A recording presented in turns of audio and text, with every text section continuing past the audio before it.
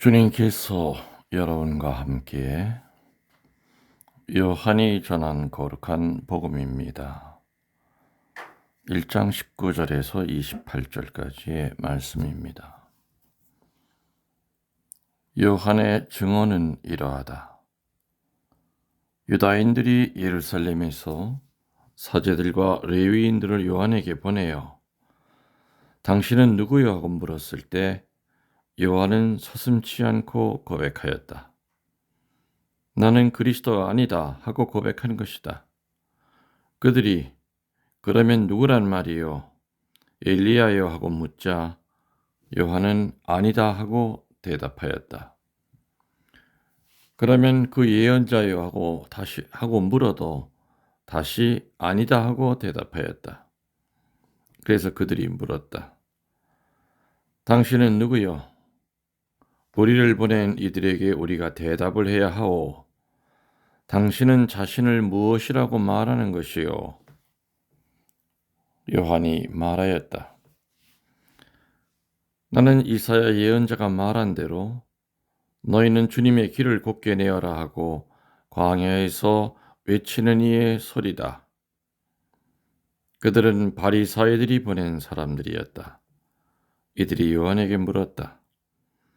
당신이 그리스도도 아니고 엘리야도 아니고 그 예언자도 아니라면 세례는 왜 주는 것이요? 그러자 요한이 그들에게 대답하였다. 나는 물로 세례를 준다. 그런데 너희 가운데에는 너희가 모르는 분이 서 계시다. 내 뒤에 오시는 분인데 나는 그분의 신발끈을 풀어드리기에도 합당치 않다. 이는 요한이 세례를 주던 요르단강 건너편 베다니아에서 일어난 일이다. 주님의 말씀입니다. 천미일수님, 주님의 이름으로 평화를 빕니다. 새해 두 번째 미사를 봉헌하면서 주님의 말씀을 묵상하고 있습니다. 여러분들 사복음서에서 예수님에 대하여 많은 얘기가 나옵니다. 그 나오는 얘기를 이렇게 몇 줄로 정리를 하면은 제 나름대로 인간의 모습으로 이 땅에 내려오신 하느님의 정신이고 이성이며 하느님의 말씀이라고 소개합니다. 두 번째로는 인간이 볼 수 있는 하느님의 모습이 바로 예수 그리스도시라고 또한 소개합니다. 그리고 세 번째는 그러한 하느님은 동시에 유다인들에게 배척당하는 예수님으로 표현됩니다.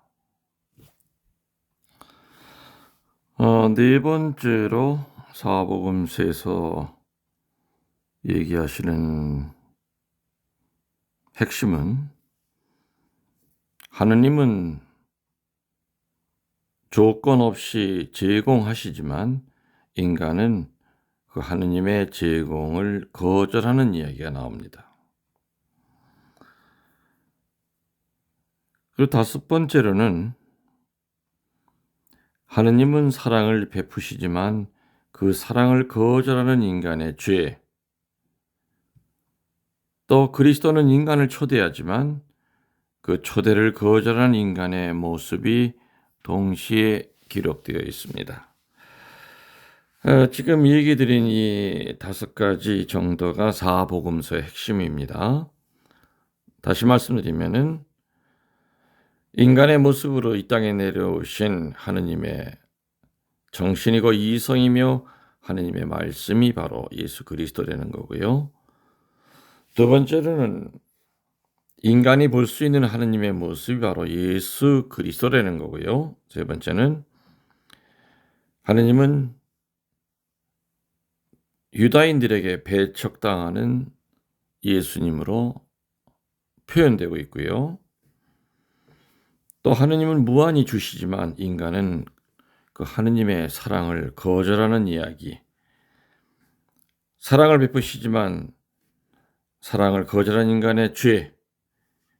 또 인간을 예수님은 구원의 길로 초대하지만 그 초대를 거절하는 인간의 모습이 사복음서에 나와 있습니다.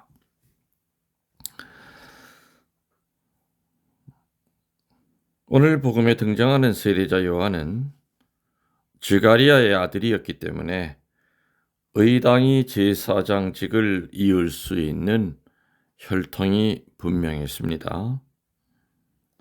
이 제사장 직분은 아론의 자손이 아니고서는 아무나 할 수가 없었습니다. 그런데 요한은 제사장 직분과는 거리가 멀은 광야에서의 생활을 했기 때문에 유다인들이 그 이유를 물으러 온 것은 어쩌면 당연한 일이었던 겁니다. 유대인들이 그 요한을 봤을 때 분명히 저 사람은 당연히 아버지의 뒤를 이어서 제사장에 올라야 될 사람인데 왜 저렇게 광야에서 저렇게 야인처럼 살아가고 있을까?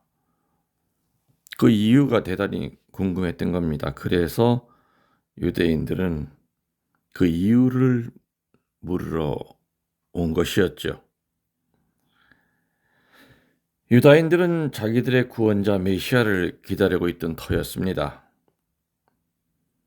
또한 예수님 그 당시는 혼란과 격동의 시대였기 때문에 사람들은 세례자 요한의 언행을 보고 이 세례자 요한이 분명히 메시아다. 또 메시아가 될 가능성이 크다. 이것에 대한 것을 세례자 입을 통해서 확실히 듣고 싶었던 겁니다. 네가 정말 메시아냐 아니면은 아니냐 확실하게 대답해다오. 속 시원히 답을 듣기 위해서 세례자 요한에게 찾아왔던 겁니다. 근데 이러한 유다인들의 질문에 세례자 요한은 어떻게 했습니까? 메시아인 척도 하질 않았습니다. 또 사람들을 헷갈리는 그런 말을 하지도 않았습니다. 요한은 솔직하게 나는 메시아가 아니다. 이렇게 분명히 답변을 합니다. 이러한 그 세례자 요한의 말을 듣고 유다인들은 다시 또 묻죠. 그러면 엘리야가 아닌가 하고 다시 묻습니다. 유대인들의 사상 속에는 메시아가 오시기 전에 엘리야가 와서 자기들의 반대자들을 처리해주고 물건이건 사람이건 깨끗한 것과 불결한 것을 가려줄 것이고 유다인과 비유다인을 또한 가릴 것이고 흩어져 있던 유다인들을 한데 모을 것이라는 그 생각들을 가지고 있었기 때문입니다. 근데 또 요한이 뭐라고 대답합니까? 나는 그런 사람도 아니다. 그러면 신명기 18장 15절에서 모세가 너희 하느님 야훼께서는 나와 같은 예언자를 동족 가운데서 일으키시어 세워주실 것이다. 너희는 그의 말을 들어야 한다고 했는데 그럼 바로 당신이 그런 사람이냐고 또 묻습니다. 그 물음에 요한은 또 아니라고 대답합니다.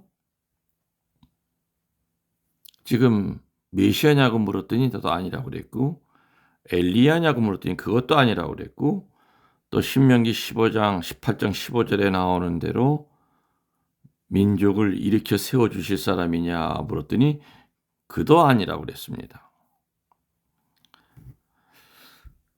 그러면서 세례자 요한은 자기의 그 정확한 정체성에 대해서 확실하게 얘기를 합니다.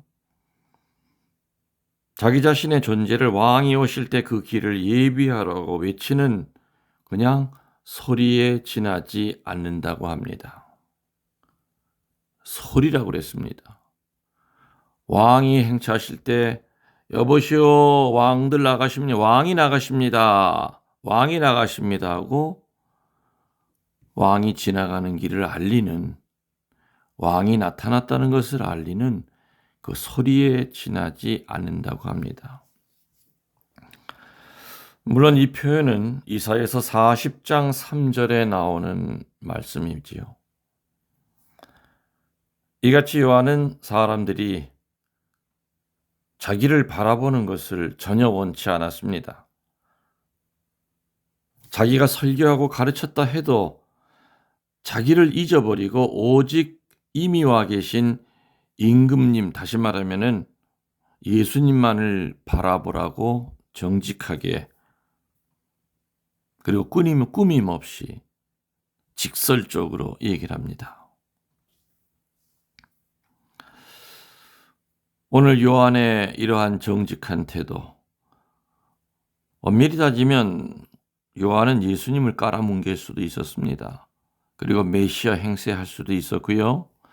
엘리야 행세할 수도 있었고, 또 이스라엘 민족을 일으키는 그러한 판관 노릇도 얼마든지 할 수 있었던 처지였습니다. 또 많은 사람들이 그 셋 중에 분명히 하나일 거라고 믿고 따랐던 겁니다. 광야로 몰렸던 겁니다. 스승으로 모셨던 겁니다. 얼마든지 높은 자리에 올라갈 수 있었지만 세례자 요한은 나는 그분의 신발끈도 풀어드릴 자격이 없다. 임금이 행차할 때 임금의 행차를 알리는 그냥 소리, 사운드에 지나지 않는다.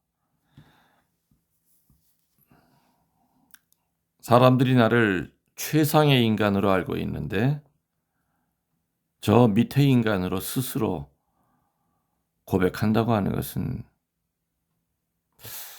참 대단한 남자입니다. 그래서 대단한 매력이 있는 사람입니다. 상남자입니다. 상남자라고 하는 표현은 힘이 센 것만이 아니죠. 남자답다. 불의에, 그리고 거짓에 타협할 줄 모르는 그런 남자를 상남자라고 그럽니다. 섬세하면서도 동시에 대범한 모습을 갖고 있는 남자를 내가 알고 있는 상남자라고 저는 생각합니다. 세례자 요한이야말로 바로 그런 사람이 아니었을까. 그러니까 나중에 제자들이 막 헷갈리지요. 세례자 요한의 제자들이. 세례자 요한은 제자들을 헷갈리지 않게 하기 위하여 저기 하느님의 어린 양이 가신다 하면서 예수님에게로 가라고 합니다. 그 제자들을요. 그 쉬운 얘기가 아닙니다. 이렇게 요한의 삶이, 요한의 모습이 이러했다면 우리 자신은 과연 어떠합니까? 우리는 작고 크건 간에 자기가 한 일이 얼마나 큰가 주변에서 알아주기를 바라고, 더욱이 자기가 자기 자신을 표현할 때 오히려 더 보태서 부풀려서 자기 자신을 표현하기를 좋아하지는 않습니까? 오늘 복음에서 우리는 세례자 요한을 본받아야 됩니다. 무엇보다도 있는 그대로의 솔직함과 자기가 그 이상의 아무것도 아님을 사람들에게나 무엇보다도 하느님 앞에 솔직하게 인정할 줄 아는 바로 이 모습. 뭐나 된 것처럼 우쭐거리는 모습이 아니라. 그래서 올 한 해 동안 여러분들 좀 더 솔직하게 살아갑시다. 우리들은 참 많은 옷을 입고 삽니다. 가면을 쓰고 삽니다. 저도 사실 은퇴하기 전에 제 마음속에 있었던 것은 신자들을 사목을 하다 보면 나도 모르게 이런저런 필요 없는 옷을 많이 입게 됩니다. 하여튼 그래서 은퇴 후에는 그 옷을 헐헐 벗어버리고 좀 자유롭게 살고 싶었습니다. 어제 내가 대축일 강론 때 바오로 사도가 하신 말씀, 종이 아니라 자유인입니다. 체면, 형식 이런 거로부터 좀 벗어나서 하느님 앞에 인간, 자연인인 김웅렬로 참 살아보고 싶은 그런 욕심이 은퇴 전에 참 많았습니다. 제가 사제로 살면서 은퇴하고 나서도 많은 신자들을 만나면서 바로 그 결심을 이렇게 실행해 보려고 애는 쓰지만은 아직도 그냥 모든 걸 껍질을 벗어버리고 가면을 벗어버리고 좀 더 내 모습대로 하나님이 나를 만드셨던 그 모습대로 이렇게 살아가야 되겠다 하는 그 마음은 변함이 없지만 여전히 하고 싶은 마음의 진행형일 뿐입니다. 아무튼 그래서 저도 올 한 해 좀 더 교우들에게 겹겹이 쌓여있는 그 옷을 좀 벗어버리고 좀 더 솔직한 모습으로 사제이기 때문에 이렇게 살아야 된다고 하는 그런 정론이 있습니다만은, 그리고 사제는 단점을 보이면 안 된다고 하는 어떤 그런 강박관념, 그런 거로부터 좀 자유로워져서 물론 전 이제껏 살면서 신부님 참 인간적이다, 굉장히 솔직하시다, 그런 얘기를 많이 듣고는 살았습니다만은, 그러나 제가 제 자신을 뒤돌아볼 때는 아직도 솔직하지 못한 부분들도 상당히 많이 있습니다. 그래서 오늘 세례자 요한처럼 계산하지 않고 또 자기 자신을 미화시키지 않고 또 칭찬하는 말에 길들여지지 않고 정말 세례자 요한처럼 상남자로 또 살아보기를 또 간절히 소망해 봅니다. 여러분들도 여러분 들으시는 분이 자매님이라 하더라도 상여자, 상남자와 비슷한 상여자, 뭐라 그러는지 잘 모르겠지만 아무튼 세례자 요한의 오늘 유대인들이 질문했던 것은 대단히 큰 유혹이었던 겁니다. 그러나 그 유혹을 단호하게 뿌리치고 나 메시아도 아니고 엘리야도 아니고 이스라엘 일으킬 그런 종류의 사람도 아니다. 나는 다만 임금니 행차에 앞서서 소식을 알리는 소리에 지나지 않고 나는 그분의 신발끈을 풀어드릴 자격도 없는 그럼 하찮은 인간이다. 나는 아무것도 아니다. 오해하지 말아라. 너희들이 기다려야 될 분은 내가 아니라 내 뒤에 오시는 분. 그분이 너희들의 구원을 좌지우지할 뿐이다. 나한테 미련 갖지 말고 떠나라. 멋있습니다. 멋있게 살도록 합시다. 여러분들 영혼에 영혼을 더해서 사랑하시는 거 알지요? 강복 드리겠습니다. 전능하신 천주 성부와 성자와 성령께서는 이 말씀을 듣는 모든 이들에게 축복을 내려 주소서. 아멘.